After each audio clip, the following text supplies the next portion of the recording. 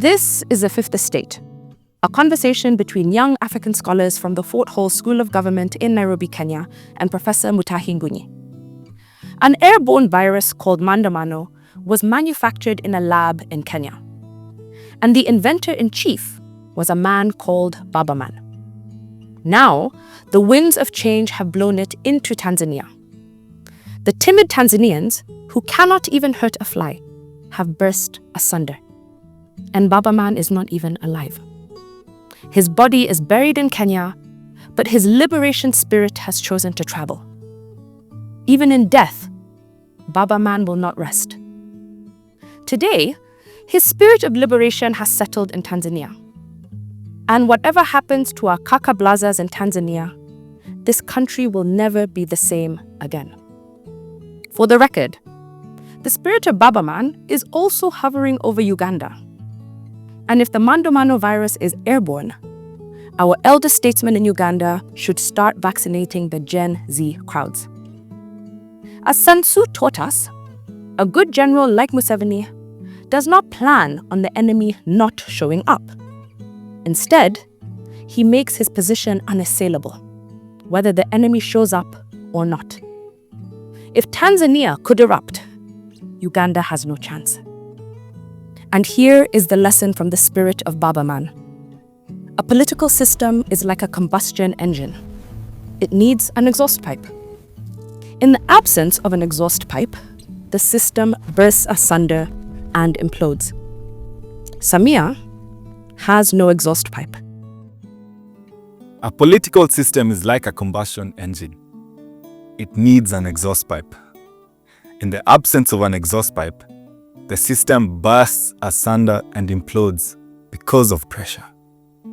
It collapses from within. And this is what is happening in Tanzania. The country has been peaceful since 1962. But their political system has never been tested. No coup attempts, no civil disobedience. Kenya has had 3 attempted coup d'etats. The first one was in 1971 against Jomo Kenyatta.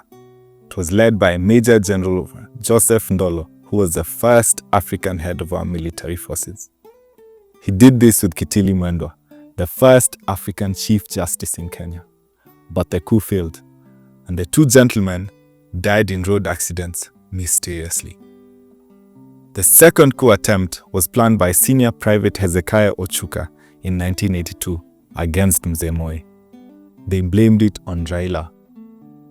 But what they did not know was that Baba Man, the engineer, was constructing an exhaust pipe to release pressure from the overheating political system. He was not a coup maker. The third coup attempt is little known. It was planned to happen in 1995. It failed. No point discussing it. Do some reading. What is our point here? Tanzania is a naive, untested nation. And maybe the spirit of Raila hovering over Dar es Salaam will help them fashion an exhaust pipe to release public pressure. Now, our kaka blazers from Tanzania are asking for a coup d'etat to remove Samia Suluhu. They want a strongman like Captain Ibrahim Traore of Burkina Faso.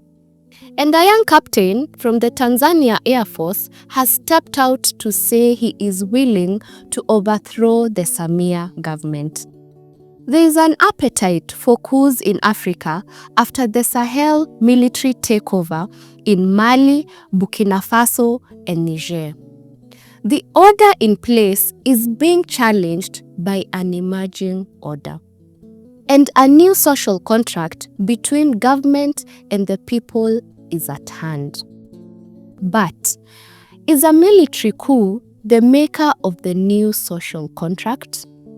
Absolutely not. Coups are used to reset a system that has no exhaust pipe. A system that is overheating and needs to release pressure. But is this what kakablazers in Tanzania want? In June 2024, after Gen Zs invaded parliament in Kenya, they asked for a coup.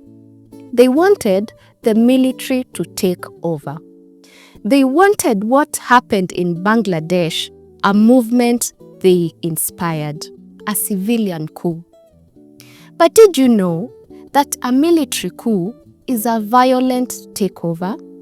First thing the coup makers do is suspend the constitution. The military becomes law. All critics of their methods are eliminated in cold blood. No media, no questions, just blood. If Maandamano is about the spirit of liberation, how is a bloody military coup the solution? Maandamano was a virus created in a Raila laboratory. And it was created to be airborne, like the coronavirus. In death, the Raila spirit has traveled and visited upon our neighbors. The Samia system has imploded. Uganda will implode. And the spirit of Maandamano is hovering over Rwanda. And if the buried spirit of Raila taught us that a political system is a combustion engine, they need to create an exhaust pipe. A pipe that will release pressure from the overheating system. And this is how Ruto did it in 2024. In June, Gen Z burnt parliament. They were looking for an exhaust pipe. Then Ruto talked to Raila on how to engineer an exhaust pipe. Ruto rejected the Finance Bill 2024. The pressure gushed out like a nonsense. Shortly after, he dissolved cabinet, the entire cabinet, and the public went gaga. Cleverly, he assembled the cabinet in pieces. A few Kikuyus here, whom he fired later, and a few Nakumicha types who he destroyed. This was the craft of power. Yes, Samia, and your brothers from Uganda and Rwanda. This Maandamano virus from Raila is hovering over your spaces. The question is not if it will become an epidemic. The question is when. Dada Suluhu, you have used an old map to get to new lands. And Museveni and Kagame are using the same old map.